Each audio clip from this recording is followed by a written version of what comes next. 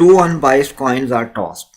2 coin toss किए गए हैं. What is the probability of getting at most one tail? One tail बतानी है. टोटल पॉसिबल आउटकम्स क्या हो सकती हैं?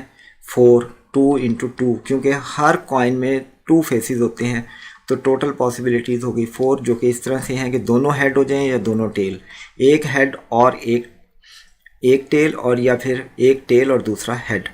तो फेवरेबल में है 1 टेल एटलीस्ट. देखें, इसमें भी 1 टेल है, इसमें भी 1 टेल है, इसमें भी 1 टेल है. 3 हो गए.